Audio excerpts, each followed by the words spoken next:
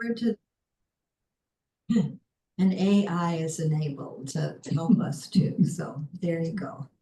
So we're welcoming everybody at 7:02. Some of us are at Town Hall in the Caldwell Conference Room, and some of us are on Zoom. Great to be together, everybody. We've got quite an action-packed meeting tonight, and I'm so happy to get reports of all the work that people have been doing in between meetings and writing, and I think it's going to really help us tonight. So thank you, everybody.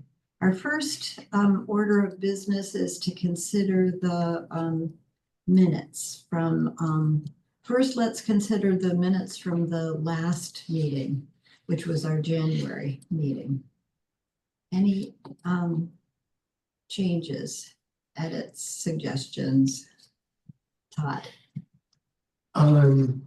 Second page, about a third of the way down, the paragraph that starts Alice, in here it reads that I reported that the project management committee recommended producing the histories, and I think this is a AI transcription issue. So it was, I think it was prioritizing the easements. Oh, I thought I changed that. One at a time in priority order rather than concurrently. Okay, that is correct. It should have been easements, prioritizing the backgrounds on the easements that we don't have. Right. Okay, Rose, you got that?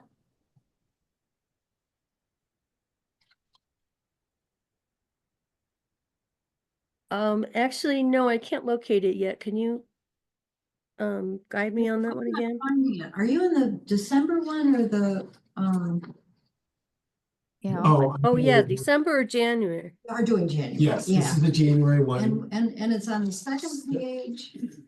Oh, Right above Trail Ambassadors. Yes. Okay. Oh, got it. Okay. So the change is, Oh, producing the histories. It says producing the histories, and that's where we want to change that to easements.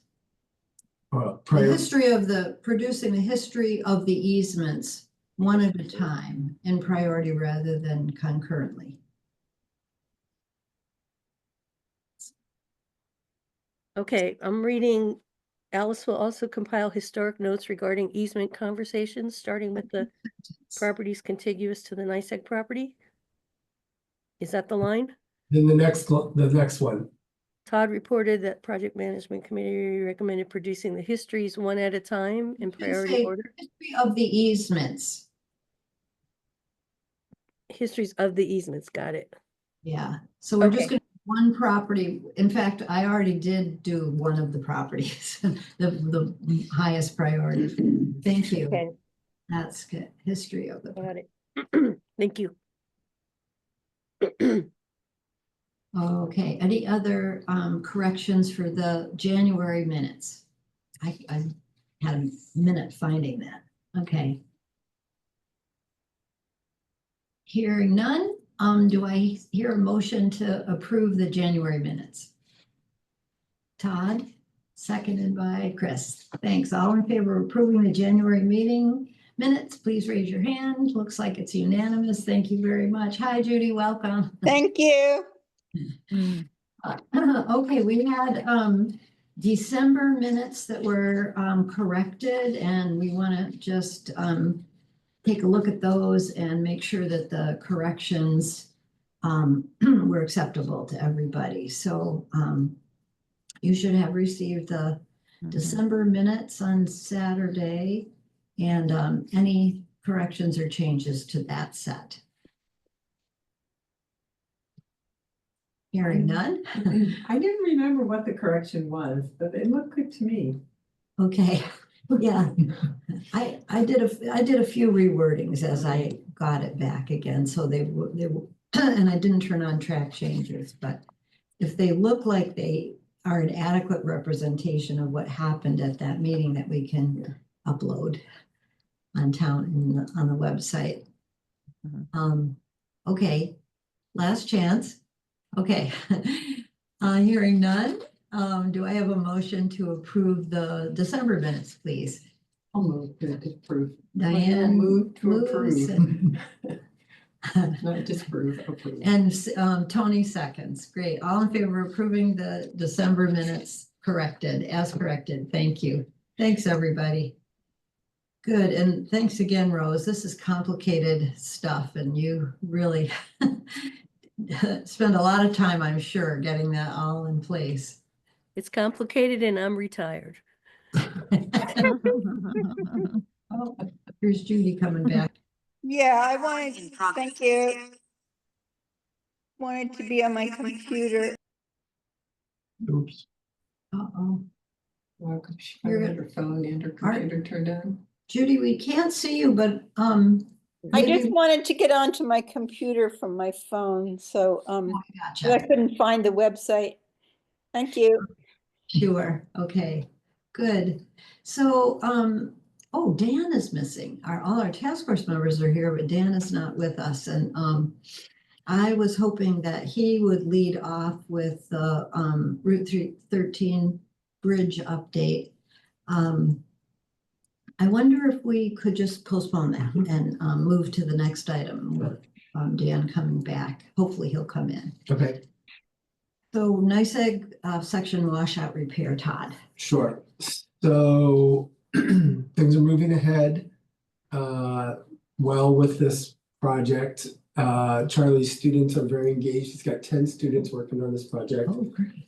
And a few of the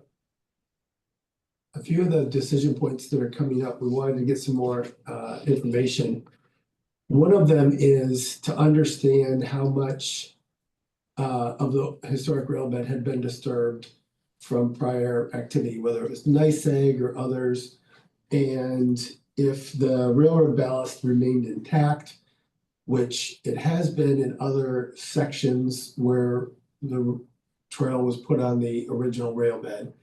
Like Game Farm Road is a good example. That was overgrown and then we just cleared off the vegetation, then we scraped off the organic matter and the ballast was there and we just put stone dust on top of it and it was an easy trail to build, which is a lot more cost. Can you explain to me what ballast is exactly? I don't know that term. The stone that the railroad put on top of the embankment to support the weight of the train, so it didn't squish into the earth. And typically it's 1 to 2 feet across the entirety. And then they would have the 6x6 ties there that were kind of embedded inside of it. So we knew that NYSEG had disturbed part of the west side of this just a few years ago when they were doing work in there on their utility lines. And so Charlie and his classes have been out there a few different times trying to dig some investigatory holes to determine the extent to which some of that was manipulated. And they went now out as far as 200 feet from the washout and they haven't been able to find any ballast. So it has some pretty significant cost implications if we're having to truck material in to support the trail for a subbase. So we thought that it would be good to enlist DPW in trying to bring equipment out there and make it a bit more easy to dig more holes out there. And so I contacted Rick Young last Friday and he was very happy to accommodate as long as it could be worked in within clearing snow for everybody. And so Charlie and Rick Young are now gonna figure that out. And hopefully in the next 2 weeks, weather permitting, Rick will get somebody out there and kind of get a better sense of where we have the ballast, not just by the washout, but all the way back to Pinckney Road, because it's a good, whatever, 1,500 feet of trail that we're looking to build there. So, so that's a good step in the right direction for getting better information. And the other one was the limit to which we can move earth from the area to reduce the elevation of the bridge is limiting, and we don't want to truck a lot of material off-site because it would be very expensive. But every foot that you drop the trail to make the bridge that we want to put there shorter, it kind of exponentially grows how much material you have to move because the bed is a trapezoid. And so every foot it gets extra wide. And but steel is very expensive, and it likely will become more expensive. And so the longer the span, the more the cost for the bridge. So we're trying to control costs in all of those different ways. And it became apparent that one of the things that Rick Young had suggested might be the easiest thing to minimize, which was the load capacity of the future bridge, which Rick had suggested was 30 tons, which is quite a lot, where most of the town bridges aren't even 30 tons. And so I had a call with Rick again last Friday, and we agreed that that could kind of be reduced down to closer to 10 tons. So that'll make a big difference in terms of the overall cost of the project. It means that we probably won't be taking the bridge lower, or as low as we might have originally been thinking. But there's other ways that we can get people down to nature there. So that's kind of what I was suggesting to the class, is to not just think about how you lower the trail to get people better access to the wetland. You know, they could design in some wildlife observation platform or something like that as an example that's more cost effective than some of these other things. So those are two of the things that were done. And then the third one is we have begun the notification to NYSEG.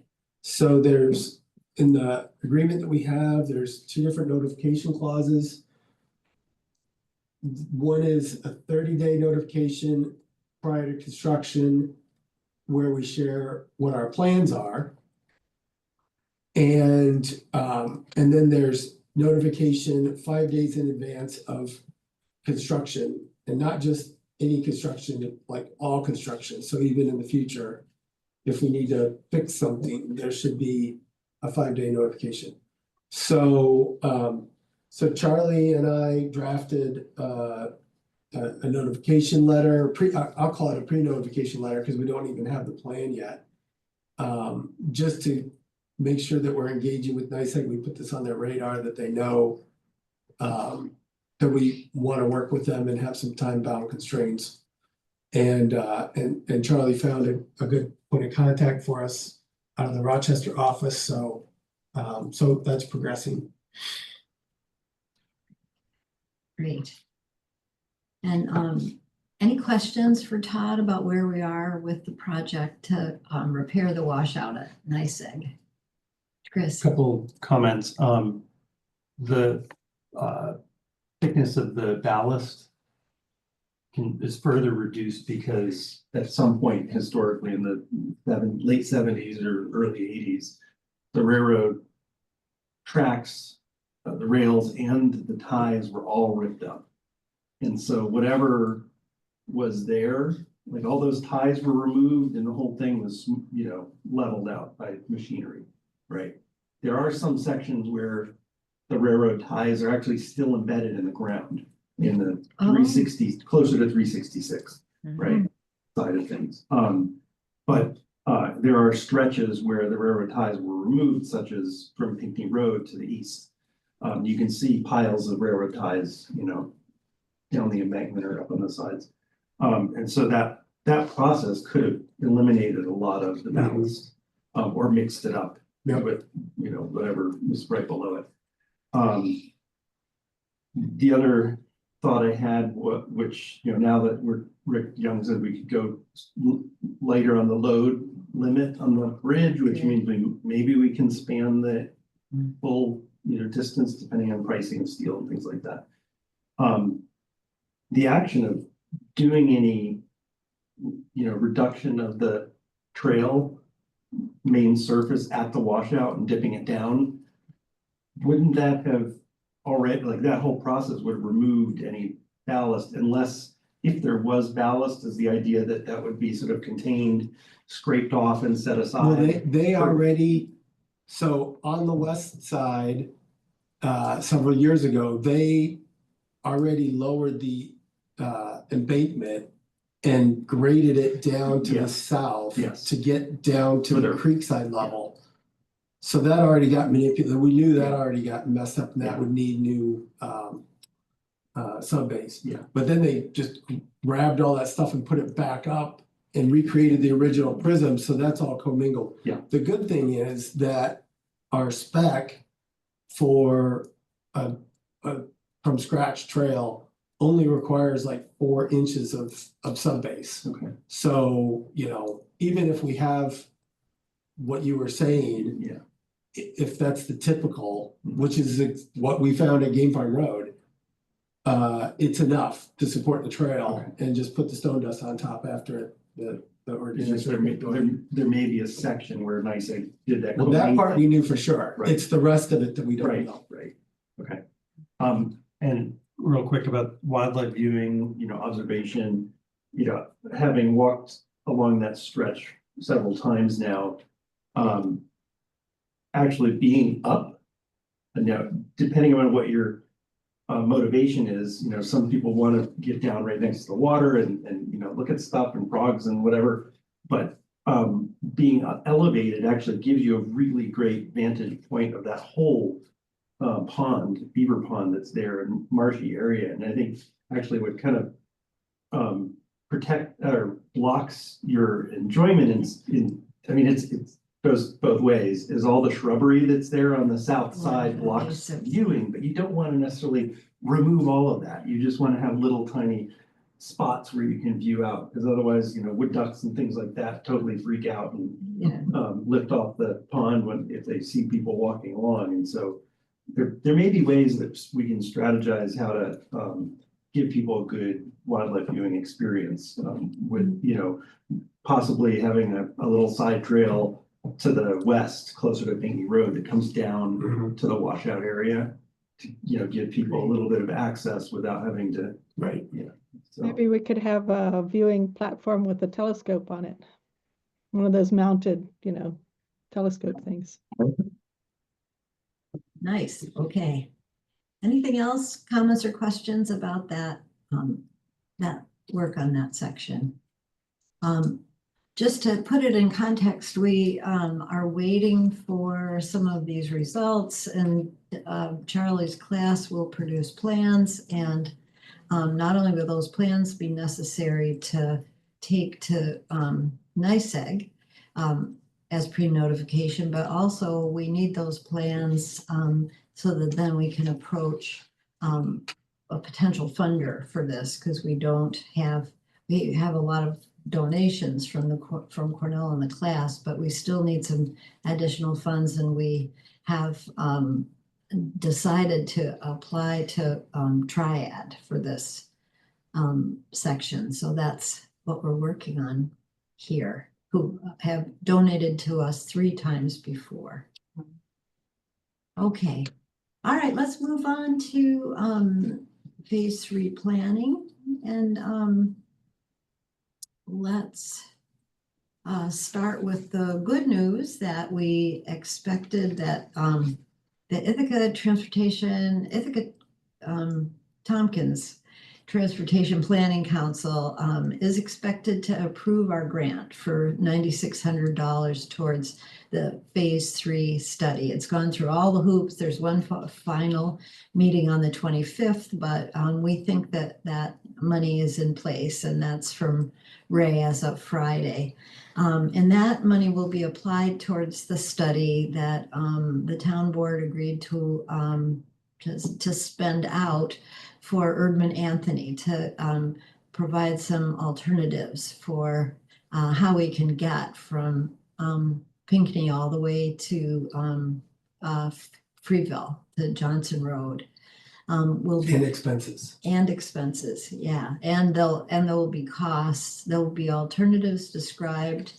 At least three staying on the rail corridor and 2 off corridor options for the sections where we don't have easements. We'll select one of those, and there'll be some preliminary costs, but the one that we select for a deeper study will get more developed costs. And again, this is in anticipation of using that info to apply for another grant from Transportation Alternatives. So that's all kind of percolating. Any other questions about that? Okay, another nice little funding opportunity has arisen, and that is the possibility of REI making a contribution. And anything new on that, Sue? Well, yeah, the manager that I met down there, Isaac, contacted me, and he had invited us to come and meet his staff. They have a morning meeting there with management. And they invited us to come down so that they could get to know us and we could exchange some information. And so I told them we would love to do that. And then I let Alice know I didn't want to do that by myself since I'm the rookie here. I wanted somebody who'd been around longer. And Alice has volunteered to accompany me. And I let Isaac know that we would do that. We would let him know after tonight when we would come down and do that. That'll be a very brief meeting. But in the meantime, he wanted more information. So I sent him links. And thank you, Diane, for highlighting that video. That was a great video. I like so much information in that. And I sent Isaac the links that, to from the town website. And yeah, the other, just all of the information. I sent him lots of links so that would make his search easier to learn about us, and I highlighted the video. Well, I had forgotten about that video, and also had forgotten that it had gotten buried so deeply into the blog. So I'm really glad that you brought this up. I was able to make a new page for all of our videos, and we can even start to put some images there too.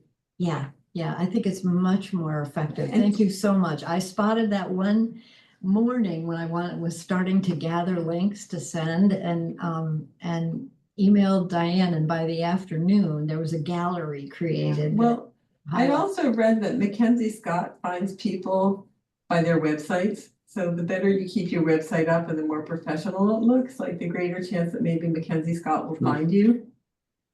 I don't know what was. So Mackenzie Scott is Jeff Bezos' ex-wife who inherited half of his fortune, and her goal is to basically distribute it all. Yeah. Oh. And so you So can't. we want her to You find can't us. find it. You don't search out Mackenzie Scott, she finds you. Oh, okay, she finds you. Well, So thank you for making us so. I'm better try to do a little findable. more work with the website and make sure it stays, up to date. So a lot of that is called SEO, search engine optimization. And so there's ways, like you can just Google search it and things that you can do, add the metadata Yeah, and stuff like Yeah, that. yeah. That'll help bump that to the top of the list on a Google search if somebody searches. for Yeah, I mean, I related haven't done much trades. with that so far because we Yeah. haven't been maintaining it, but yeah. Yeah. So that might be something maybe you can help with. I try. That's great. If it's not too much of a reach, can I be included in that REI meeting? Oh, yes, Yes, absolutely. you've gone. I just got a job there. Really? Yeah, I go through training and everything this coming Friday. Oh, that's Woohoo! well, that's perfect. Yes. we- Wow. I've already met with Isaac a few times, talked to him, interviewed with him and stuff like that. So like, yeah, if I can get my hands dirty a couple ways. Really, Yeah. the testimony that you can give from all your walks on the trail will be invaluable to us. That's Yeah. wonderful. Okay. Well, and you can send some of the clients then onto the rail trail. Yeah. Hey, there's this great. Go trail. test out these hiking boots over here. Yeah, So- that's right. New cross-country skis, I'll show you a long, flat place you could Thinking go. about it myself, I don't have cross-country skis, but the more I walk it, I'm like, maybe. Yeah, flat trails are wonderful for skiing, cross-country, I think. Yay, okay, thank you so much, Sue, for doing that outreach for us, and Diane making us more presentable, and Chip for saying, yeah, she'll join us. So, Sue, I'll talk with you. I'm gonna be away a little bit in the next couple of weeks. But I'll let you know when I'll be free. Okay. Good. Yeah, that's really great that you found that funding opportunity. Like, Mhm. I didn't know that. Wouldn't even consider that that would be something you could go with. So that's So- great. Just on this before we get off this topic though, we really haven't talked about what, if we were successful with REI funds, where we would want them to be used. Correct. Which a logical question for Isaac to ask. Mm-hmm. Even though we skipped this from the first agenda item, I think the unanimous answer is the Route 13 bridge. Okay. Hang on. Okay, good. Yeah. Chris, you're just coming in? Yeah, I thought I'd hang on, let me. Okay, Get a I login. had you and then I didn't. I didn't Yeah, I lose you. realized. Yes, it's almost 7:30, so I think we should move to that item because it gives context. We are looking for, if we are looking for funding, it's gonna be for the bridge, so let's go to that, item. I already talked about the recommendation request, which is the last item under funding for page 3. When we talked about, where that will go for the washout. So, I'm sorry that Dan isn't here with us, but, the project management team is here and please help me explain what has happened. Essentially, we have received new cost estimates for the bridge, and there are some added costs that we didn't anticipate, including a $300,000 plus inspection fee.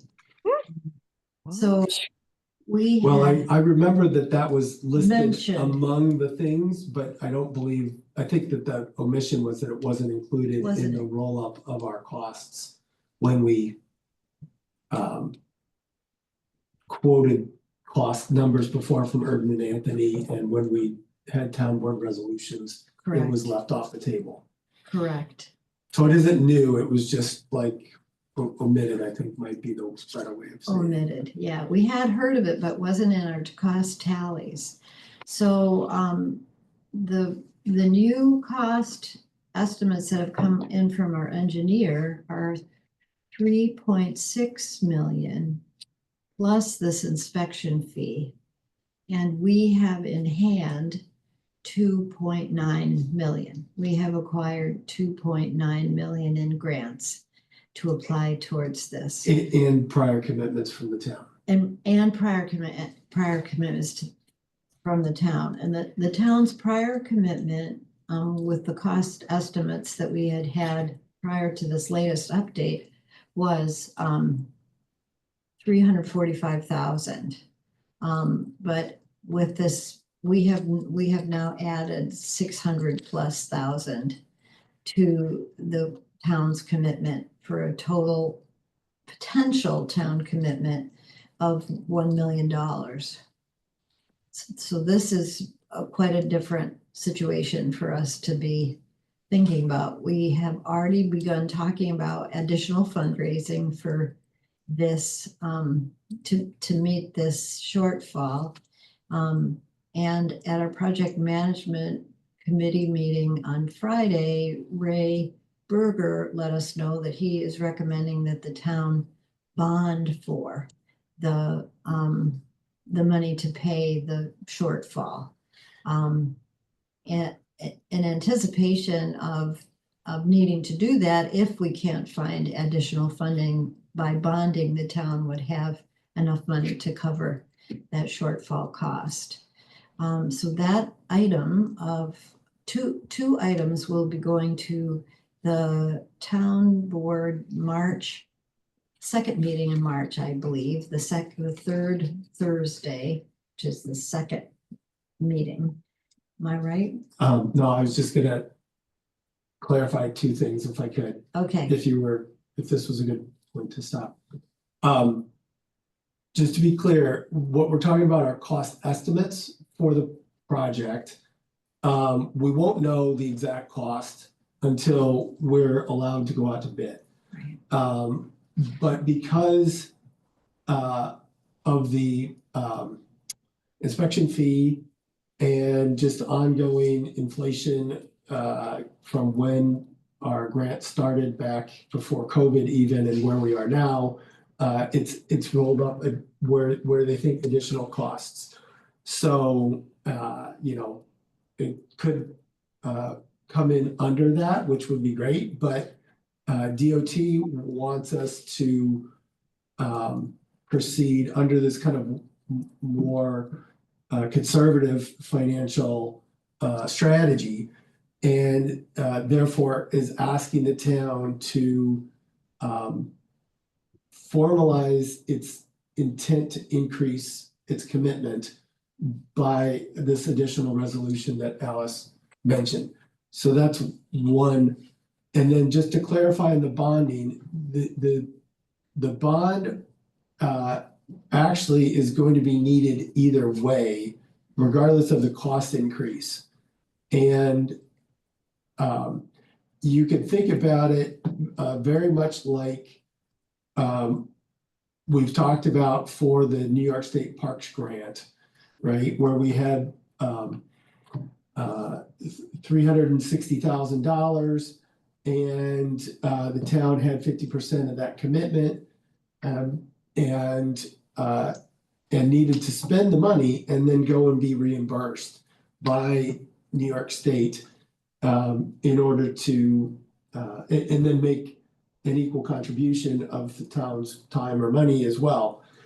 And so the town has been doing that and we haven't gotten the reimbursement yet. So the town still is owed, in theory, $180,000 from New York State that we haven't gotten. But because $180,000 wasn't an exorbitant amount of money to float, if you will, that project didn't get bonded.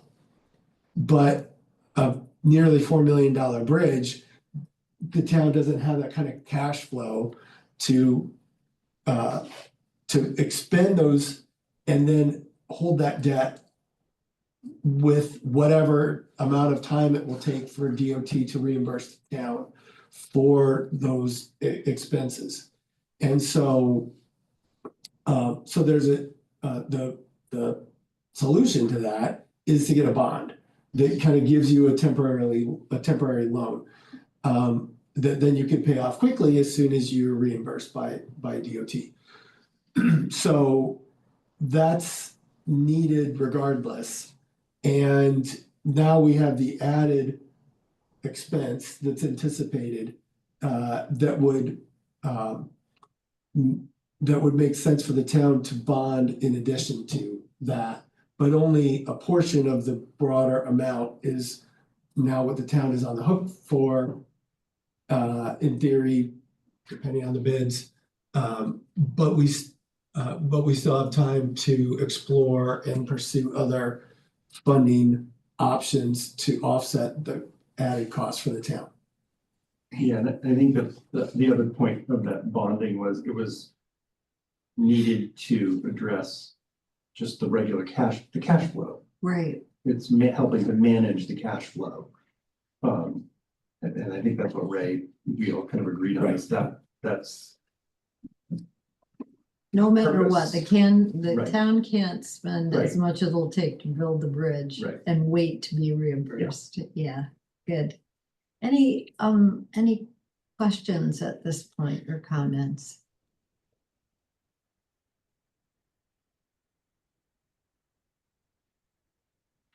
So the only other comment that I would make is that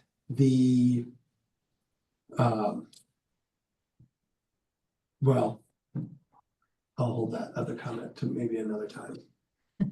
Okay. Now we're curious. Okay.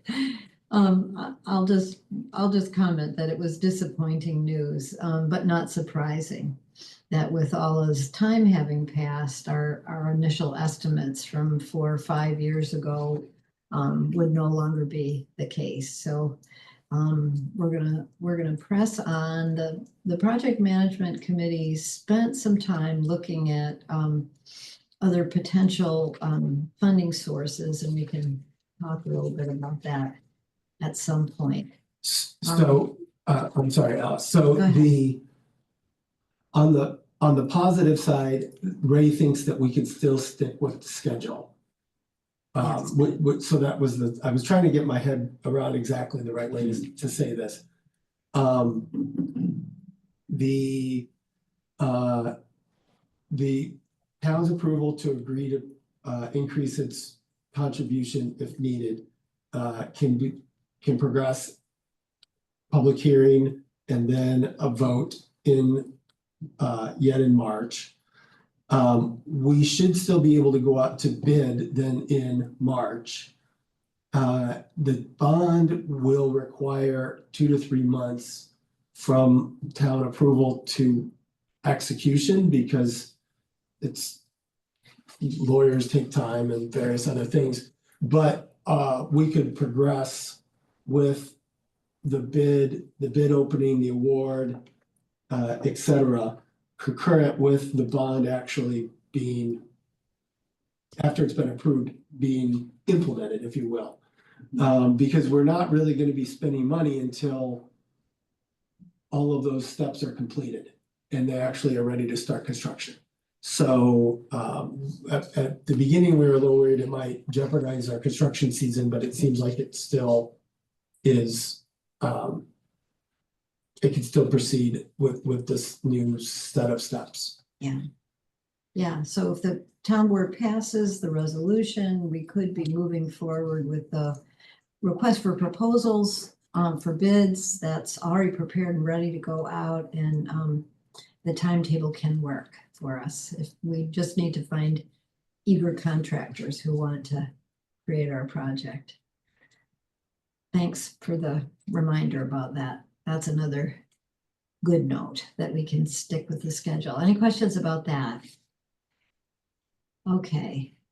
I wanted Dan to lead this off because he spoke so strongly in a couple of different sessions that I was in where this new set of cost estimates was discussed, and he just essentially said, folks, we're backing this no matter what. We're in this where there's nothing but going forward with this bridge. So that was really reassuring to me, even though it's not good news that it's going to cost more than we expected.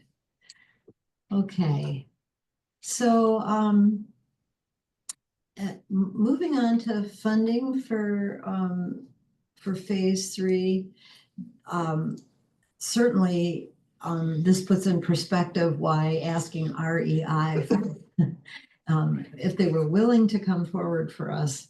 This bridge is really the kingpin in our whole project. It connects east and west in our town. It is going to make the whole trail connect to the communities according to our tagline. So it's really important for us to emphasize that when we talk to any potential funders. This is the most important step that we could take to finish this trail at this time. And that's why we would like to direct funds here. I wanted to quickly talk about Alice, could I briefly interrupt? Do Oh. we have an amount of money that we have in mind that we would ask REI for? No, we don't have that information yet. When I originally talked to Isaac, he's new to this process. So there are 2 pots of money. There's like local REI store has 1 pot of money for funding organizations. And then there's the national organization that REI does funding on a national level. And within each of those pots of money, there are different, I think there are like 3 different areas where they like to focus the funds that they give. And when I first spoke with Isaac about that, he was new in his role in looking at that. and he's also new to Tompkins County, so he wasn't familiar with any of that, but he welcomed my inquiry, and he promised that he was going to get up to snuff on that, and that he also would involve other managers in the conversation, which is why when we go down, we'll be kind of connecting with them, learning more about the funding cycles, the different qualifications they're looking for, whether applying for this fund or that fund, and why, and then the grant cycling, because there's on the national level they have one grant cycle, but on the local level they opened the store here, it being new here, kind of halfway through a funding cycle, so he wasn't sure about what the dates for applications would be, and he was going to gather more information and then let us know. Okay, Yeah. thank you. Okay, Thank you. my impression is that we might be talking about a handful of $1,000s at the local level and maybe tens of thousands. Now, we're not going to get it. This is going to be one of incremental funding. It is not, we are not thinking of this as a source of making up a huge substantial portion of the funding gap at the moment, but we really are thinking every little bit helps. If they're not willing to have funding just go to a big pot of doing this thing, but they want it to be a specific project, is there a way to pull out, it'll be resurfacing across the bridge, or it'll be fixing the culvert? I would suggest that we think about it would be a good one for kiosks or something like that, right? When we had a modest, so the first grant that we got, if folks remember, was from ARP, and we used it to do all the kiosks in that first round. So I think it would be just good to hear what they have to say, to understand the goals that they have for the different pots of money, and then try to matchmake it for where it makes sense to carve a piece of the project off so that they can have ownership. I don't think a lot of folks would be like, sure, sign me up for stone dust. So Or sign me up for this pot of money that's just gonna go. well, but that's what I'm like, so we have signage that's part of the project, so we But I could- mean, we were thinking about if you buy a bench, it's $800, you can give me your name on it. If you to get a kiosk, it's like 14,000. So it could be like this kiosk right, sponsored by Yes, REI, exactly. and then that money goes into the pot. right. Yeah, Yeah. right. Yeah, I think a kiosk is an excellent small project, like $5,000 project. That's a good one. Okay, I'm going to share a screen that just, I hope will allow folks to see, yes. These are sources of funding that we discussed with project management team to come to some come towards meeting the gap that we have going right now. We talked about approaching the New York State Senate and State Assembly. We do currently have a grant from our previous Assemblywoman. We have not received a grant from our Senate through our New York State Senator. They are both Leah Webb and Anna are very supportive of our project. So Dan agreed to contact those two state rep offices, and he's also reached out to our Congressman Josh Riley's staff about possibilities. We also were looking into the possibility of the Tompkins County Capital Grant. That's through the tourism program, and Todd already checked their grant cycle. There's nothing announced quite yet. We already have a $50,000 grant from this grant source, but we For the bridge. Pardon? For the bridge. But we were thinking strategically it might be possible to request in this funding cycle for them to double that, given the need that we have right now. So I volunteered to connect with our county representative, Greg Mezzi to talk about this, and I haven't talked with him yet. But those are some sources. We talked about whether to approach NYSEG again. And Dan had been at one point encouraged to do that, didn't go anywhere, but I guess it can't hurt to try that again. Berkshire Hathaway is another local donor, operator of this former Borger station in Ellis Hollow, and they have given us a donation. I believe it's 75,000, and it might be possible to reapproach them to increase that. It's not. We decided. Let's see. Triad is out because we want to ask them to consider the washout donation. Might not be an appropriate time for approaching Cornell. However, somebody pointed out that it might be the public relations folks at Cornell might be interested in supporting our bridge. If it fit their needs at this moment. And I have a former colleague from my work in the Dean of Students office in the past that I'll try to contact and just feel out whether Cornell public relations has any wherewithal at this moment. I just realized there's something in the way here. Finally, we listed the REI grant as a possible one. So these are all the possible ways of meeting that funding gap that we came up with as a project management committee. I can unshare if that's okay and just hear any comments or other suggestions that people might have. This is a Rails to Trails project. Have they ever been confronted? We have not asked for a Rails to Trails Conservancy grant at this. I have a little to add on that. I was on their website today, and I suggest you all wander over there at some point and take a look. It's railstotrails.org, and right on their front page is a recording of about an hour-long meeting that they had, I think primarily in response to all the craziness that's happening with the federal government. And I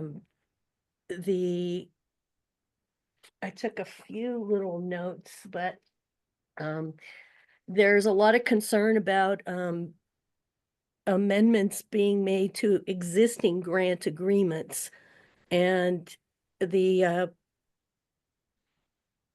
concern is that the administration wants everything to align with their priorities, which are things like prioritizing places where there are high marriage and birth rates. And they specifically said that they are not prioritizing locations with mask mandates and vaccine mandates, and not prioritizing places that are not compliant with immigration enforcement. So there's just a lot of concern out there. There were many questions that were posed to the group, and I think everything is really very much up in the air right now, and I'm not sure what our chances are there, honestly. So Rose, are you saying that that was the policy of the Rails to Trails, that they were? Railstotrails.org, yes, because there's so much money that comes through from federal grants. Oh, okay. I thought they were like an independent organization, not based on the federal government. They are, but a lot of the money is coming through Federal government, not federal awards, yes. I don't think. But if they're getting federal Yeah. money. Then kind of have to. I similarly visited the website, and it sounded like they annually have about $200,000 in funds available for trail Nationwide. projects nationwide. Mhm. Mhm. And so they typically, you Small know, bucket. it's very small amounts of money per project. The other one I would suggest, I know it's not a strictly biking trail, but there is the People for Bikes. Oh, And okay. they do a lot of projects like that, trail Okay. projects, so. People for bikes. People for Okay, Bikes. Okay, Right. good. I can dig through emails and stuff like that, and see what other sources I can come up with too. That Yeah. would be great, Chip. Yeah, you can hear our need. That's good. People for Bikes is a new one for me, so Yeah, it's yeah. good to know. Good. Alice, do you know if it's possible to put a donation link on our site, on our website? Are we able to say donate to the rail trail and have the money come into the town of Dryden? Not at this moment. I would like to talk about the donations that come into the town a little bit. Okay.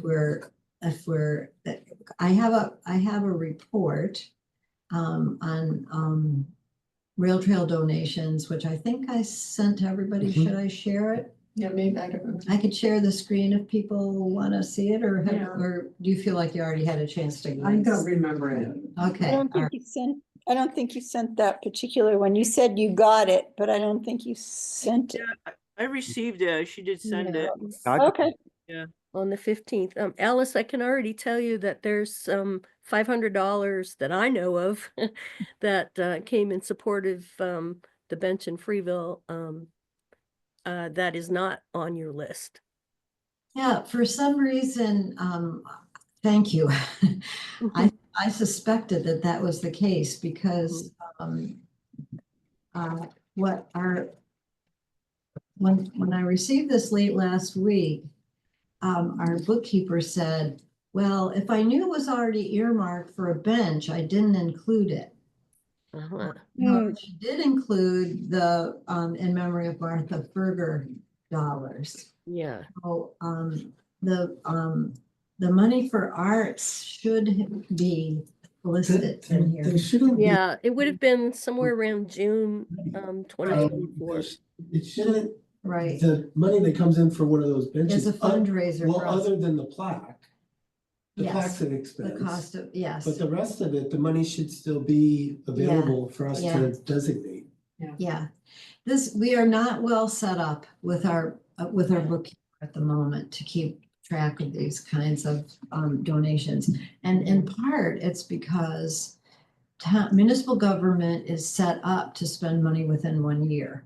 And so our bookkeeper has agreed to keep this separate tally from all the gigantic budget work that she does of these kinds of things. And I think I knew that at least one thing had gotten lost in the sauce, and I spotted that arts weren't in there as well. So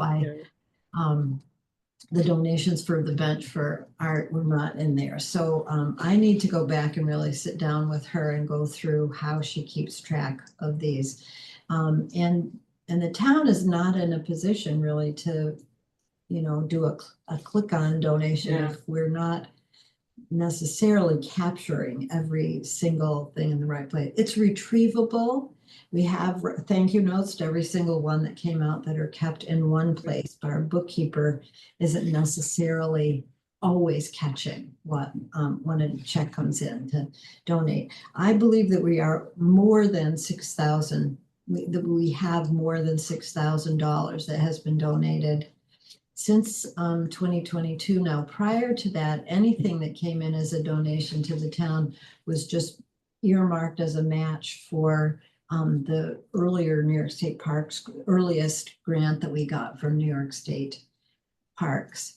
But I think Amanda believes that she's got most of that match documented. So now she's tallying what has come in since there as available funds. So we talked when we met last time about the fact that we have no budget at all. We have no money set aside necessarily for signage, but this money here is appropriate to use for those kinds of costs. Clearly, we don't want to exhaust this entire fund for signage because other things may be necessary, but this is what we have to work with. So any questions or comments while I've got this up? Well, to this end, is there? Is the money available until we spend it, or is it still like it has to be spent this fiscal year? It's still available till we spend it. She just has to memo, it's called memoing it forward. So it is available, but I would say it's a good idea. I think it would be smart of us to earmark it in 2025. And during this calendar year, it's been kind of accumulating, and now would be a good time because she does have to carry it forward in some kind of unconventional ways for municipal accounting. Well, aside from the signage, I don't think we have any other expenses. So it would make sense to then roll it into the funds for the bridge and to cover part of the town's shortfall. Yeah, we could say 1,000 for signage and 5,000 for as. What about kiosk plaques signage? That's what we're talking Is about. that what you're talking about when you say Yeah. signage? But I Yeah. think before we decide what that is, I need to get price quotes. Right. Yeah. So Right. we know. Yeah, that was a totally hypothetical Okay. number. Some percentage of the total donations could go towards sign, a smaller percentage, and whatever is left could be a donor's contribution to the bridge. And before I take this down, I just want to say thank you to Susan, because if you're paying attention, you see that your donations, Susan, really make a very wonderful part of what we have. Yeah, I was looking at this and realizing that the Michael Sampson is for my work as well. He just wrote the check because doesn't matter why, but yeah, that was for my glasswork as well. That's $64. So, and we're starting our new round of spring shows. So keep your fingers crossed that people still like my work, or come buy some. That's okay too. So, Alice, yes, this, so the Martha Ferger contribution of 1,500, 800 of that is not going toward a bench. This is above and beyond the bench. That's correct. Okay, it should be, as Todd was saying, everything that was donated for in memory of Martha Ferger, except the cost of the plaque. I mean, what we say to people is that the minimum donation is $800, but everything that comes in, except for the cost of the plaque, is actually a net donation. Well, up till now and the next two benches, because we already bought them. That's right, the benches. That's why, we have an that's inventory. why it's different. But who So, paid for them? they were bought off of the New York State Parks Grant Okay, good. funds. So at what point in time, all the benches we have in inventory are gone, then we have to make a decision what we want to do about future benches. Do we want to continue the bench program? Do we want to continue $800? Because the amount that we net will be a lot different. Because now we'll begin to, Because we'll have to buy the Purchase plaque them. and the bench, yeah. and then the town has been installing them Yeah. for no cost. Good. Okay, and I also just want to note that Nancy Kleinrock, who is one of the founding members of the task force, has regularly donated as well. So thank you. Thank you to all of those who have donated.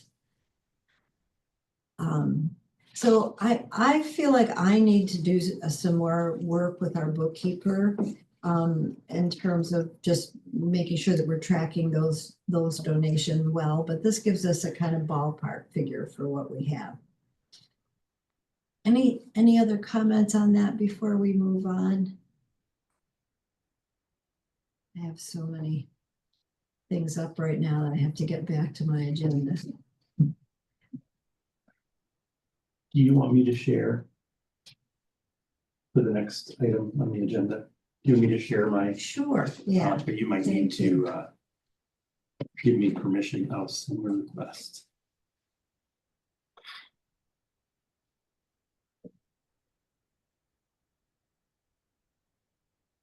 Oh, yep, here you go.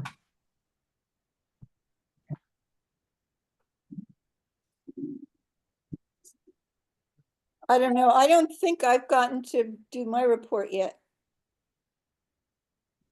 I don't, I'm sorry, what's that? Alex, I think my report is under funding for phase 3, right? Yes, Judy, I'm sorry. I didn't have my, You missed stop. I had lost track of my agenda for just a moment. Yeah, You and I stop missed here. you. Yeah, let's do Judy while we're, because It's we, very short. Sorry, everybody, that I missed our last meeting. I was at an alternative inauguration gathering and the time just got away from me.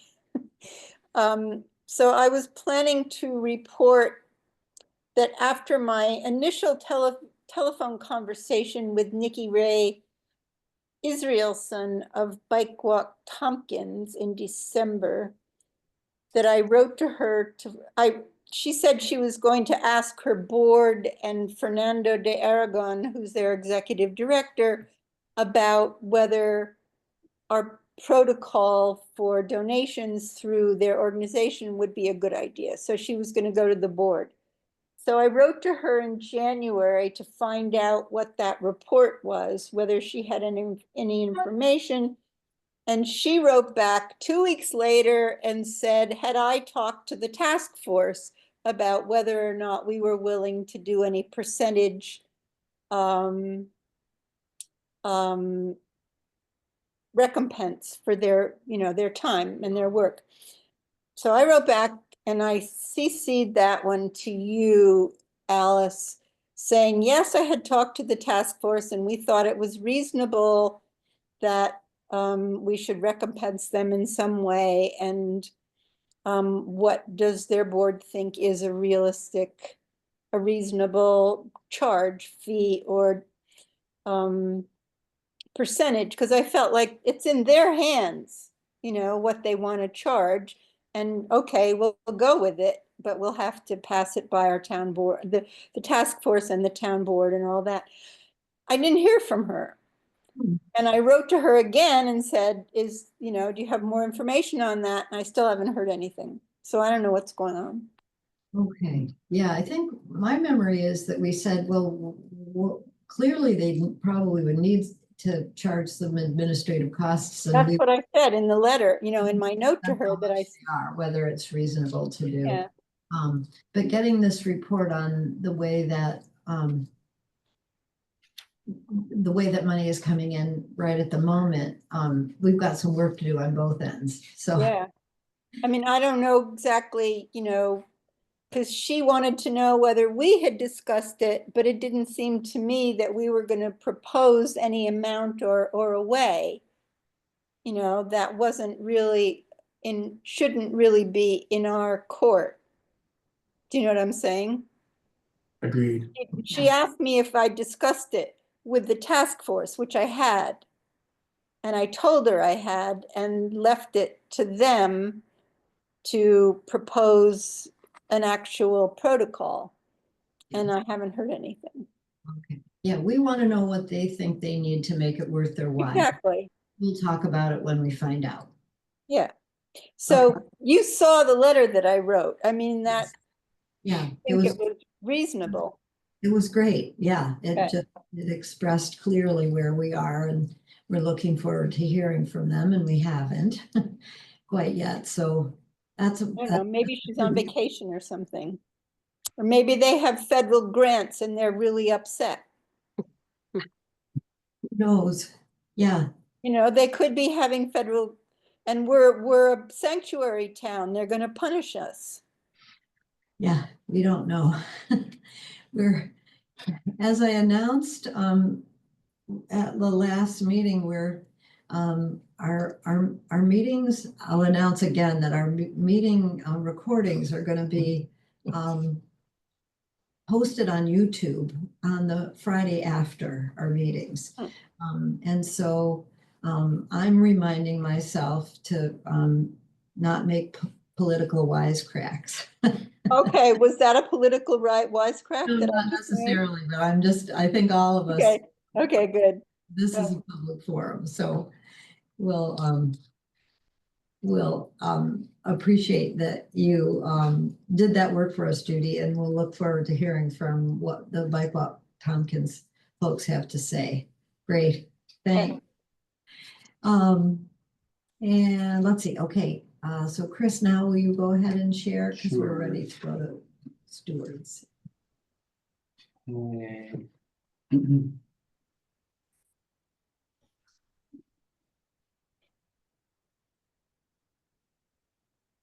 Okay, is that visible for everybody?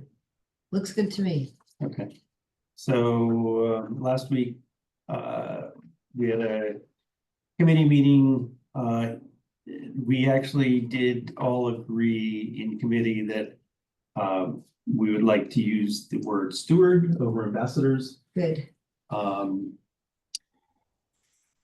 Let's see, we came up with a very basic list of responsibilities.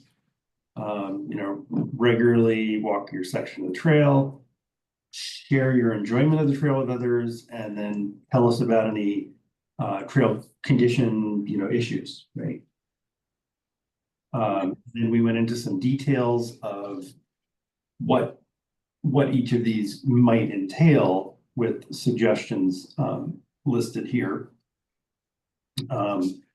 Regularly walking, we recommended bi-weekly, weather permitting, but that's entirely flexible. It's up to the individual and their availability. But these are suggestions, right? Pick up and dispose any small amount of trash they might see, like little stuff, right? We're not asking them to do a ton of work. It's just like keep an eye out on the trail. On your section of the trail to make it look good and keep it maintained. So we talked about share your enjoyment of the trail with others. Tell people about the trail. If you happen to see people, greet them. Be enthusiastic if it's appropriate. Document interesting photos along your section of the trail. We also invite, if people are into writing, they can write information about their section of the trail that could potentially be contributed to, an online blog or post or something like that. We also mentioned, arrange guided tours, go bird walks, whatever, right? Tell us about the trail conditions.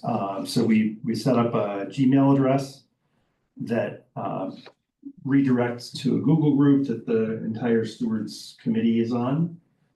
So anybody can send a message to that Gmail address, and then we will get that message as a group that we can then address. And these are, if there's, we ask people to photograph and document any maintenance issues, trail erosion, down trees, threatening trees, report any abuse, other problems like, vandalism. We've seen that already along the bridge, things like that, the FH Fox Bridge. Any other larger objects of trash that aren't easy to just sort of pick up and carry out with you, notify us so that we can potentially have some assistance from the DPW for hauling away anything big. So benefits of being a volunteer trail steward is having a sense of place, feeling connected with other trail lovers and users. Share your experience with the, you have the ability to share your experiences with the community of other stewards. So we'll be able to network together all of these stewards. There will be opportunities to talk amongst ourselves and come up with ideas and foster growth in that way. We talk about, we suggested maybe we should have an annual social event with all of the stewards together with the task force members, and not sure what what, form that would be in, is that, inviting them all here, or is it, an outing, or, so. What else? We recommended swag, right? Custom Dryden Rail Trail branded merchandise, we have water bottles, I don't know, Susan, you had some other ideas, there's, we have patches, hats, there's all kinds of, potential for encouragement for volunteering as a trail steward. Terms, we talked about, just keep it simple, 1 year at a time, renewable. We don't want to overwhelm people with a 2-year or 3-year term. It's a little too much. Some people may be in it for the long haul, right, Susan? 10 years. As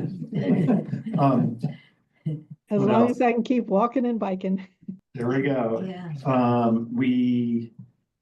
Let's see. Oh, we also mentioned that stewards could choose to have responsibility for more than one section of trail. Doesn't need to be one specific section. Then we talked about, we identified what each of the sections are. They're all listed here. We did identify sections for which we do not have full easements, and but we wanted them listed there. Good. But they're not available. Yeah. So those are sections for which stewardship is not available. And then we talked about how we're going to recruit stewards. So we're going to seek volunteers. And so we can post flyers on kiosks along the trails, at display at events, things like that, post it in stores. We can advertise electronically on the Friends of Dryden Rail Trail Google group, email list, Facebook, Instagram, place it up on the drydenrailtrail.org website, on our task force web page. We can invite people to share this sort of a posting on some of the other email groups, like the Freeville Village Community Group. And we also talked about we could write articles for the Town of Dryden newsletter to get the word out. Varna Community Association newsletter, Etna Community Association, the Volcano newsletter. So there's a lot of opportunities for outreach, getting the word out. Good. And so that'll be sort of the next phase, is sort of formulating that nugget of seeking volunteers, right? And that the form will be different depending on what kind of media outreach we want to have. So that's the result. I think we're on a good track. Does anybody have any questions or comments? Yes, Chris, will the trail stewards be identified on the kiosks? Or how to contact a specific trail steward? I think that what we talked about was providing Just providing the email address? for people to reach out to us. And then once we receive some sort of, if a member of the public has a concern or a comment or anything like that, they can reach out to us at that email address, and then we can appropriately filter that to the steward who manages that or looks over that section of. So it's the not trail. publicly identified. Yeah. Right, Cause they may change, but Yeah. exactly. did we talk about this having like a QR code that we Yeah. could stick on things so Yeah. people with their phone could just click on it and Yeah. that would direct you, like bring up an email form or something that you could just write an email message to this dear. Yeah, so that's a DRT good idea. Who asked that? Was that Rose? Yeah, Well, right now, the thing on the kiosk, if there's an issue, the kiosk suggests that they contact DPW. Right. Which is fine, because if it's that big of an issue that, it needs to be reported, that's ultimately who's gonna be resolving it to begin with. So, we don't need to get Stewart involved in all, that whole machination, just to then get to DPW to address the issue. right. Yeah. they'd have to contact you. And then Okay. be like, And part of the idea about visibility, right, of the steward is, let's see, up here, greeting people along the trail when appropriate. Susan had mentioned that maybe we could have some sort of pin or patch or something, or hat or something like that, so that when somebody who's a steward wants to walk their section and be in that role, they could, don Literally the put on hat or that they put hat. on, wear a pin or something like, you know what I mean? So I that, have my botanic garden Yeah, stuff on and exactly. I go talk to people and they still blow me up. So it's the right idea, but don't hold your breath. Well, not talking about, I'm not thinking the negative, of like, hey, it's more the positive, like if somebody has a question, they can see us or identify us. Or if you walk in enough and you see the regular users of your section, they're gonna begin to know who the go-to person Yeah, is for that. That's how I section. picture it too. Yeah. Um, I just want to say that we've been crafting this for a couple of meetings and it's just so improved. It has really become a much better document from all of the folks' input. I just really appreciate the time and thought that folks have put into it. I think this is ready to go out on the Google group email. So we'll work on. I mean, A that's cover the letter next, so that- that's yeah. the next phase is Yeah. sort of, this is the summary of, duties, everything. Now we need to pare this down. and to I mean, what's this, appropriate. I should probably put this together into some kind of a flyer. Yeah. That's appealing to look at Yes. Well, and easy to digest and that. if we could do it inexpensively, I there mean, is it could a, be a PDF flyer. Electronic, yeah. oh, PDF flyer, okay. Yeah. You can Okay. attach it to emails. And But I mean, we should Okay. probably still make it accessible. That would be great. Right. I Actually, have one question / thought. The sections that are not available, do we want to include those specifically? Or just leave them out for now because they don't really exist? I mean, Right. is there a chance of just causing some negative feelings with people who are under Yes. So no, they're listed in this document because this is for the task force. yes. To understand sort of globally, what are all the sections that we're looking at? This is not necessarily the document that is in full going out to the public, Good, right? okay. But that's what I mean by we need to now take this information and refine it, and package it up so that it's more presentable Good. of what the nuggets of information we want to get out to people. And that's, for example, up here at the top, right? Seeking volunteers, we're looking for rail trail stewards, these 3 bullet points, Mhm. right? That's it. That's it. That may be the essence of what we're trying to use to get the word out to. Like that could be a meme or a graphic that can post on a Facebook Right. and Mhm. the comment with it would be, as a steward, when you regularly walk or bike your section, we suggest you, like all the details would then be the secondary level that they would Okay. access. So if somebody reaches out to us because they're interested, that's when we can, engage a Give them little bit more. more, give them a little bit more. Here's what's details. involved. Okay, good, gotcha. Good. Thank you for asking that question, Rose, Yeah, that's about great. the not unavailable ones, because I was trying to think of a different way to word that, but just leaving them out until they are available is probably best. Yep. Yeah, good. Any other questions about the work of the stewards group? Really terrific. Okay, thank you. Let's go on to talking about, I've sort of renamed your committee a little bit, Diana. Communication design and signage. I think we were gonna call it outreach. Oh, okay. And it's just that it's just been the design committee for so long. It's really the that outreach. we forget, but it's really outreach. Okay, that's a better way to think about I it. want to apologize to Rose because I didn't realize until I went back over my notes that you'd wanted to be on this committee and I left you off the email list. I'm really sorry about that. So we had a meeting and I missed Rose, but I'll make sure you're invited the next time. Sorry.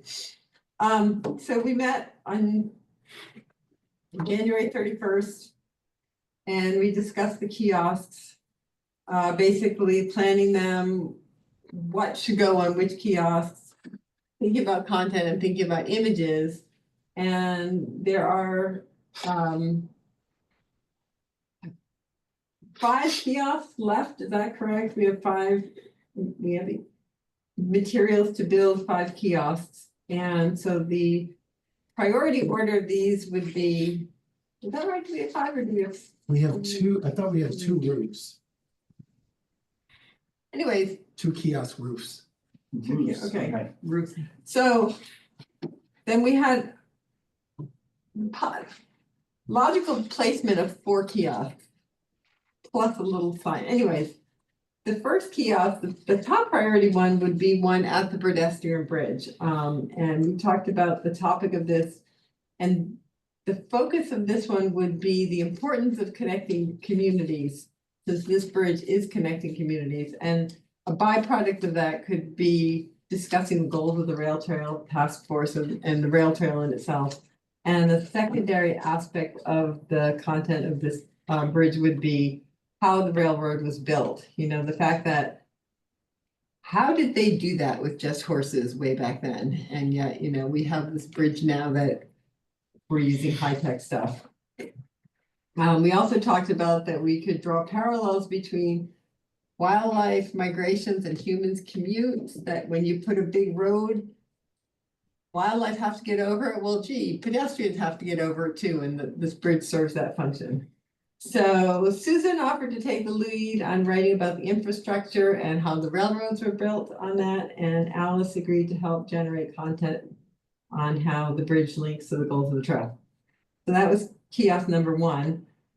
Kiosk number 2 isn't really a kiosk, it's more of a sign, and this would be an entry panel for Game Farm Road right there as you first enter the trail. We can't put a kiosk there because of space limitations and rights for the DEC, but we were thinking we could do a small, maybe 2x3 sign, similar to what the similar to what the Botanic Gardens does on their trails, so that it would say, welcome, this is the beginning of the Dryden Rail Trail. And so that should be fairly simple to put together, and I'll just do that.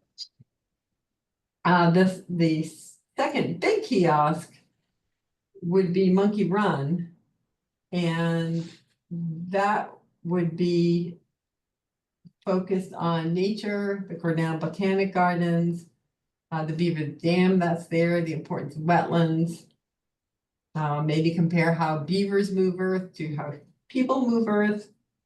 And Nancy had noted that we need to make sure the information is presented in a way so people don't go off exploring on their own away from trails that they shouldn't be on.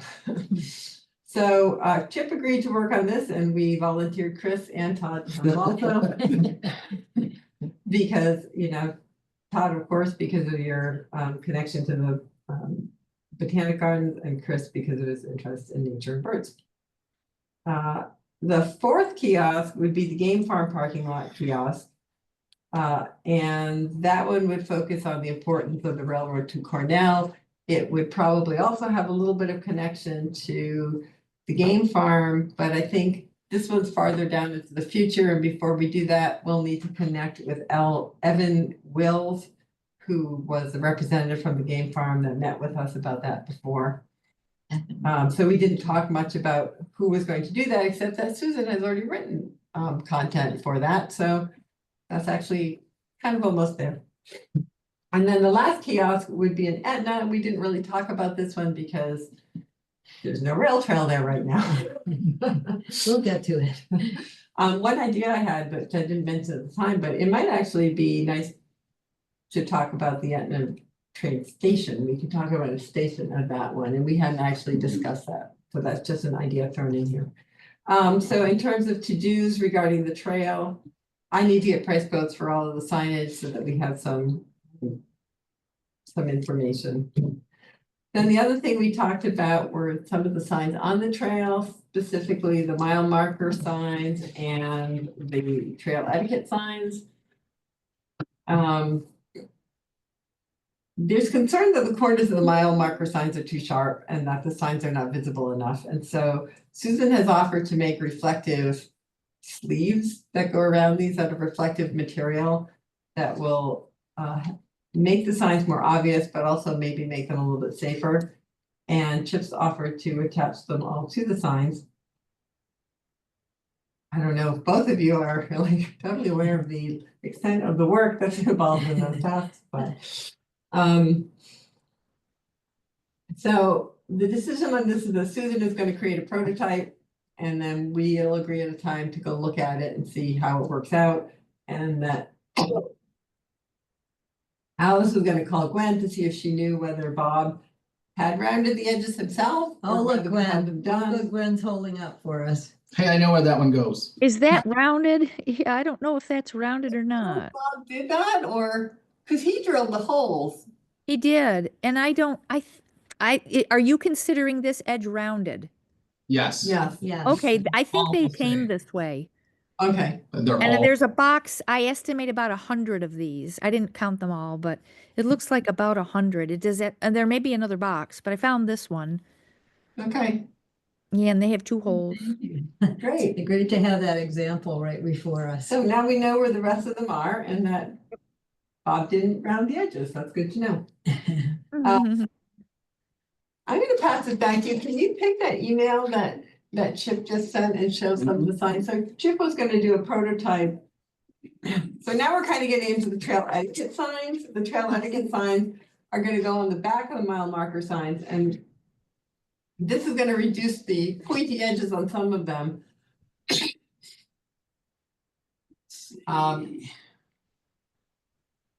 But we do need to figure out how these are gonna be attached to the post. But Chip offered to do a prototype and look at it, and he did that, and he went out on the trails and. yeah, so that was the 675 one. That's on DPW Drive. Okay, So that's what it looks like right now. That's as it is. From the backside. You can't, yeah, obviously the label's on the other side. So the next photo is with my little prototype attached. So this was your 7x9 with slightly more rounded corners. You can't really tell in there.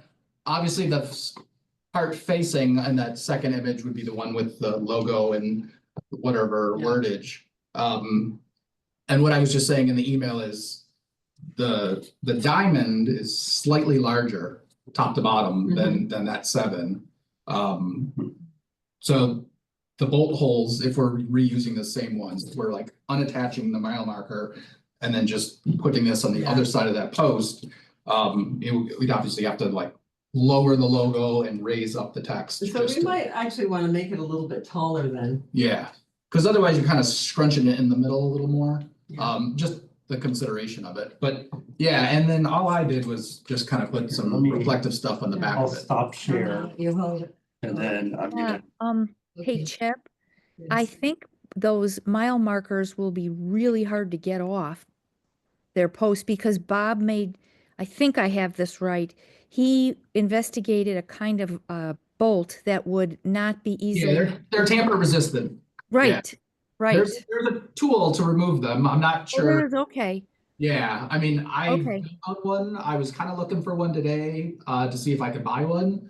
But yeah, like they go on with a regular screwdriver, but the intention is that you can't just steal them. The Right, question, right. the question is, when you tamper resistant, when you breach the tamper resistance, can you then reuse that bolt? Because he cut Yeah, I those mean, bolts off. You just need They're to short. there's like a key. It looks like a socket for a socket wrench, but it's like keyed the wrong way so that you can get it off. Cause yeah, like traditionally. Yes, but what I'm asking Is it is, reusable? once you get it off, can you reuse that bolt? Because he cut Oh, those yeah, bolts definitely. off. Yeah. They're very short Damage now. it. Yeah. I don't think you can. I don't think you can. There won't be Yeah. room because they're short. So there Yeah. won't be room for the sign from the short bolt. Them, even the ones that are ground down on the back, like if the material that we use for these new signs is the same thickness as the other side, I think they should all fit. None of them were ever cut super, super flush. There's always, maybe an eighth of an inch, quarter of an inch, sometimes even more. There's not a lot of them that are like completely cut flush. So like, even if we had to buy a couple extra bolts or have them on hand, I think it's totally doable without having to replace materials. Hmm. Okay. So was Bob the one who installed all of them, or was it? Yes. Okay. Yes. And I forgot who he did it with. Someone helped, or maybe it was he marked them out with someone and then. Pine Rock. He connected them with Yeah, me. that's maybe who it Okay. was. So Alice, you were gonna ask about how we are going to attach these signs to the post with Rick. But maybe. I was gonna actually ask Todd. to ask Well, I mean, Rick. it's somebody in Public Works. I don't know if they happen to have that key already. Anybody that would put up a stop sign or a road sign, like they might already have that kind of key. I mean, the other option would be to do bolts in different places, but that's gonna be hard. Right. So like, obviously the angle iron, for lack of a better word, there's a hole every inch.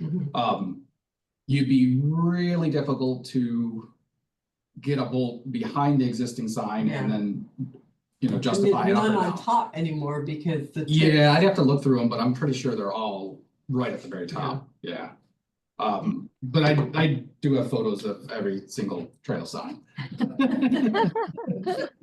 We have 7 proposed signs and I have the minutes written up and I'll send them to you, Rose, and then you Thank can include them Include them, yep. in the signs too. Oh, good. That's great.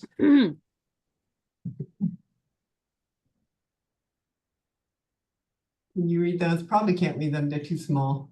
Yeah. There was some, I there can was share. a discussion about having an icon on each sign. Remember to clean up your dog. I had a little dog pooping and it said, don't do that. Yeah. Remember to carry out your trash. I had a Oh, person that's good. garbage, so, I don't know, we could do little signs, little icons in each, but then people also thought maybe it's just too much. It was a little distracting sometimes, so. I think these are great. I think the 2 that have the artwork on them, the little extra illustration are fine, but We don't need also the something. clean ones. Yeah. I think the other ones look really clean. I think they look great. Right, and if you're, trying to adhere to that 7x9, I think the ones that don't have the extra icon just gives you more room to move Yeah. down the logo. I am Oh, actually right. thinking Yeah. that these are gonna be like maybe 9x10 or 10x10. Okay, Just. yeah, because like I said, this is the mile marker, and so like, it's this. If you're looking, if this is the base of the mile marker, I don't know where I am. I Wait, can't You're see gonna, it. hang on, she's gonna stop share. There we go. Diane, Oh, yeah. I'm looking at I think the first sign on the picture you had. Is there a space to put the holes for the bolts? Well, that's what we're talking about, is I Right, think so that's what they would be, we're gonna have to make the signs a little bit because taller. otherwise they're a half an inch. Is Yeah. all the play that we have to meet the back of the current signs. And I think we need to have a little more room Yeah. away from the edge than that, because the holes, I think, ended up being bigger. Yeah, So Diane, when we do our design layouts for our signs, we Yeah. put the whole on the PDF of where we know. For Bob, but he didn't want it. He wanted them, he wanted. So you knew them which put way it was himself. Well, so it helps to make sure that you don't end up put something where Through the whole logo. needs to go. Yeah. Yeah, you don't want it to go through the logo. that was why I was trying to figure out like this Yeah. versus this and Well, how I to mean, like. I'm glad you did that. These aren't the final versions. Yeah, They were yeah. just the concept of the words, but Yeah, I mean, I don't know, because to me, it seemed to make sense. If you put the hole, then you know where to drill, especially if we know these are actually separated by an inch, but Bob felt that he didn't want them there because he wanted to be able to measure them exactly.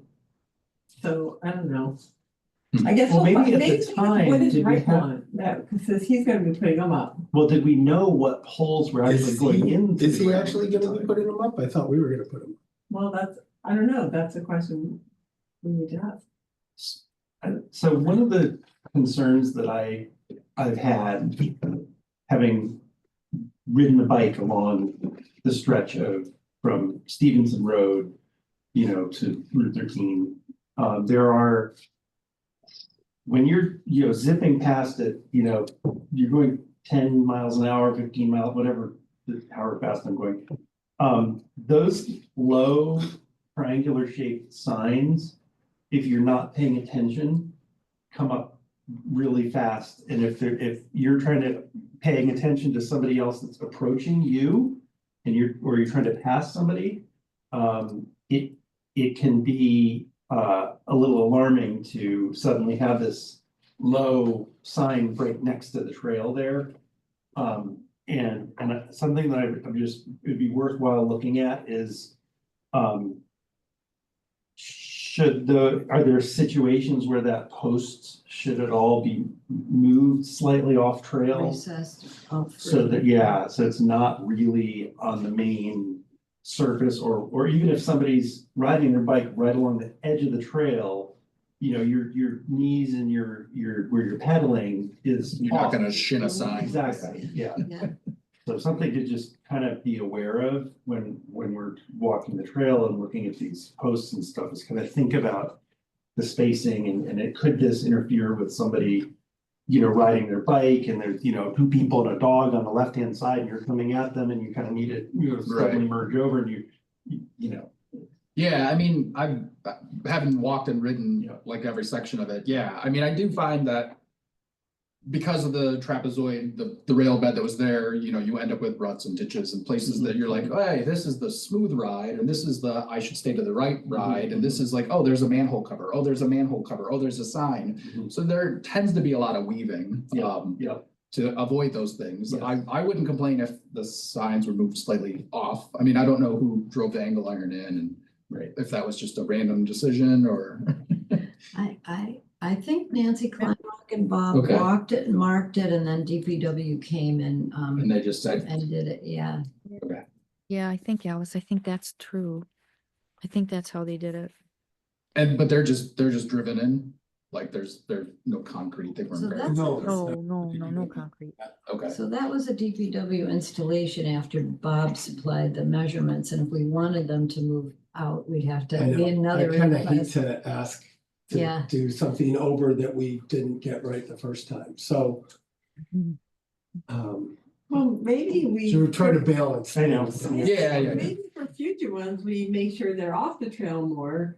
And that Yes. we only think about moving these if there's any that are particularly Right. hazardous. Excellent, yeah. I'm thinking too that Rick Young may, and I'm not sure about this, but Rick Young may have wanted them there because of what the DPW does to cut brush back. yeah, because they also do maintenance all along the trail. Right. So I'm thinking that may have prompted that closeness to the trail position. Good That point. they could get around Yeah, that. the could backside. be a I factor. think so. One thing we could do with the rectangles, which protrude out even further toward the trail, is offset them so that they're even with the point of the trail of the mile marker. Do you see what I'm saying? Yeah. Yeah. Okay, yeah, justify it like that, Yes, yeah. I think that would be a smart thing. Or you could make a portrait, Yeah. Do, We could do that too, yeah. you could redesign them so they're portrait instead of landscape. yeah, Good. Okay, I do have one comment back on kiosks, because we did do oh, that's right, okay. Q and thank A you. on some of that, but just to clarify, for the bridge over 13, that's the priority one. So most of our kiosks before were maps, regulations, maps, and then kind of like interesting history, Yeah. you know, what natural history, et cetera. But if you're in the middle of the trail already, do you need a map there to know where you're going? Because Right, like because there's no parking there. the idea was like at the entrances is where we would have kiosks. So I mentioned this because like we use different terminology when we have wayfinding that includes maps and other content, as opposed to like informational signs where you might have something that's just like content. So which of those kinds of things was what you guys were wanting to put at the Route 13 bridge? So I was thinking that it was going to be like all the other kiosks with the etiquette and information on one panel, a map to just show you where you were on the trail, because that tells you what's coming ahead and that tells you where you came from.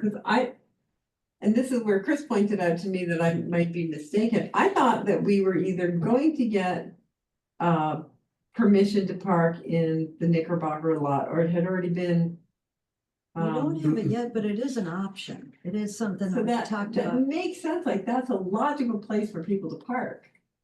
We haven't talked to them But about But it. we but haven't. that's exactly. Yeah, Yeah. it's not in place yet. So it does sort of make sense to me. I guess maybe the thing is then that kiosk might change if that isn't a parking area. Mhm. Then is that the best place for the kiosk? I mean, I think it's so because it's such an obvious marker on the trail. Or if it's not a kiosk, what if, like the other placard you said, like, if it's on the bridge itself, there's like a couple of ones that the history or the Right. bridges in many sense, you know, as you're passing over and, you know, stop and you're looking at traffic and you're like, ooh, I'm safe, you know, Yeah, but you maybe can also read these signs. If it's not going to be a parking area that needs a kiosk, then it could be a series of informational signs about the different concepts Yeah. that we were talking about. Yeah, Well, this is one of the reasons why I wish Dan was with us, because I'm not really sure what the status of conversations with Knickerbocker is about the parking. I don't remember us actually talking about pursuing that at any meeting previously. I don't think we have, but I don't know what conversations the town board folks have had with Knickerbocker. They donated property to us in order to accommodate some trail needs. Mostly we emphasized utility movement, but I just don't know whether Dan or Jason may have talked to them about a parking. I think the only time we considered maybe approaching them at some point was only about the grand opening of the bridge. Mm, That we would ask them, could we have permission to For use that their day. parking Oh, lot that's for at that that purpose? That's probably what I That was was gonna So we- bring. Well, and for the announcement, Joe Brand's office. Right. that's yeah. right, Yeah. yeah. But I think it's an issue because that's gonna be a place that people are going to want to park, right? I mean, they're gonna, Well, so I mean, the main, Here's this big the parking main lot. conversation for this has come up, which was that people thought that they were gonna wanna park on Hallwoods Road. So our response has been, no, well, if that happens, we'll just put up more signage and try to make sure that that doesn't happen. I think it would be very presumptuous of people to think that they could go park on private property that they weren't invited to park in to begin with. And I think that's, people are well, presumptuous about. well, but I mean, part of our messaging is gonna be like, here's how you access the trail. Right, And that's what we wanna focus on, and so it sounds like right now, at least. Even though that's a priority for the sign. We could move ahead on the interpretive content for it, but the rest of the sign, and whether or not it has some of these other elements is still kind of TBD. But it begs the question about if the real entrance. If a principal entrance to the trail is off Pinckney. Should we have more informational signage planned for the Pinckney side of this? Because right now, even if we ultimately get the Etna section done, it's years from now. And our interim strategy is that people get off at Pinckney, get on Lower Creek, and we need to provide suggestions of how you get to Oh. Freeville and get back on the trail and vice versa. I sort of think like we could still do the same concept on the kiosk, even if it's put by Pinckney Road. Yeah, Right, but this is why I'm saying Right, that it'd just be, the map would be different with the center. changing the focus to our principal entrances makes more sense than putting something on the 13 bridge. okay, Yeah, good. I mean, I guess I wasn't thinking it on the bridge, I was thinking it kind of at the base of the bridge. Well, I mean, at that Well, you're location, thinking- as opposed to you're- where you get on the trail. Right, right. Because all of the kiosks so far have been a principal gateway to get onto the Right. trail. Near. Right. Parking lot. And see, Well, I guess I'm- I was thinking that all along, but thinking that we George had Road rights to doesn't have park at the parking lot. Yeah, they don't have I guess it does. Yeah. So you're right, so it makes sense to put that kiosk on Pinckney Road if there's gonna be parking there. And And that's Well, the entrance. I'm not, I guess I'm thinking of the people are biking from Lower Creek Road. Mhm. So then it's not necessarily an entrance because they're parking there, but because they can get on the trail there. And so it still merits an entrance kiosk.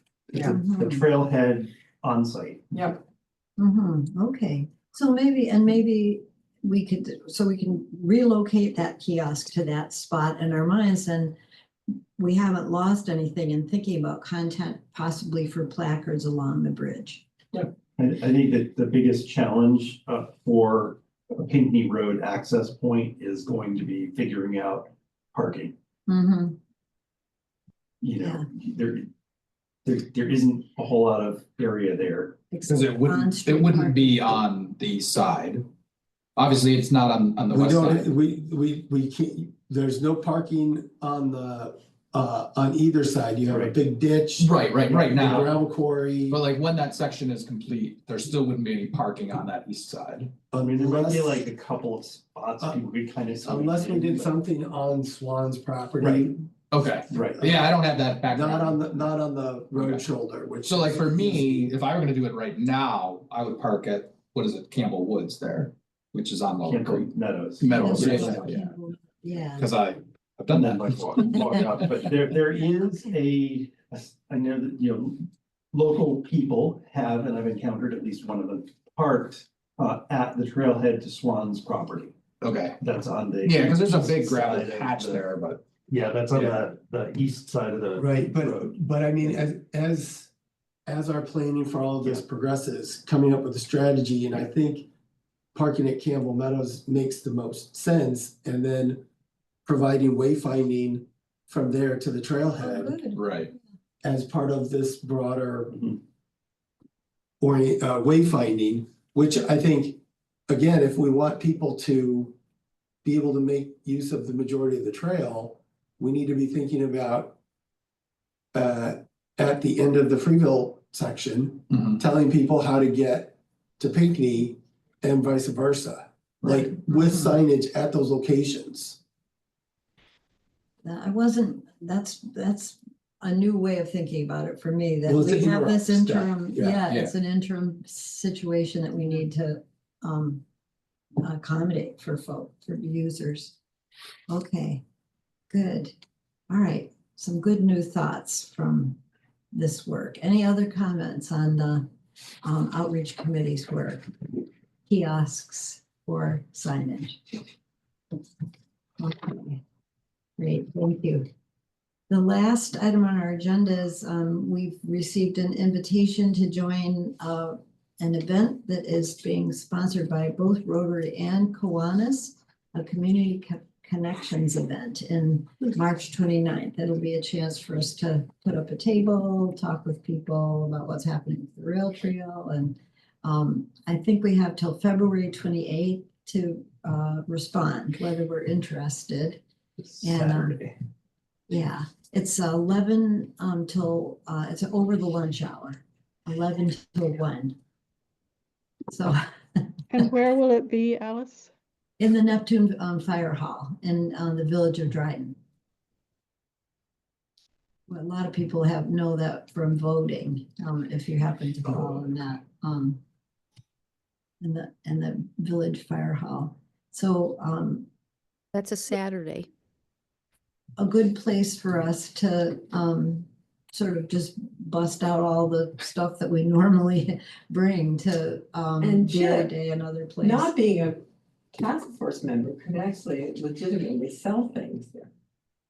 Oh, Okay. we have, oh, okay. Good, yeah. I will make sure I request that day off.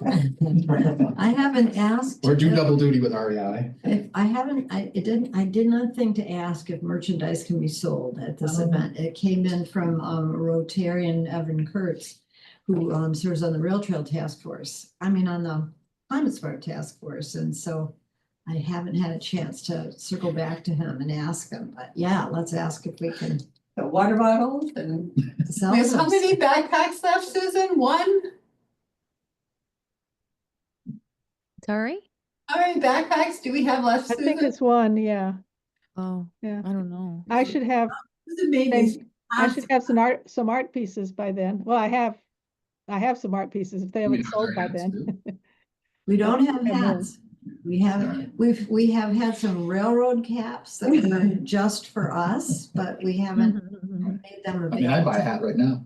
available. There you go. The problem is that in order to have merch, you have to put money up front and Yeah, buy this right, stuff. yeah. And we did it for the grand opening of the. Of the game farm section. No, actually, the George- thing for the George Road, that when we did Oh, okay. Freeville to George Road, when we Okay. bought a bunch Between of. the two villages. Yeah.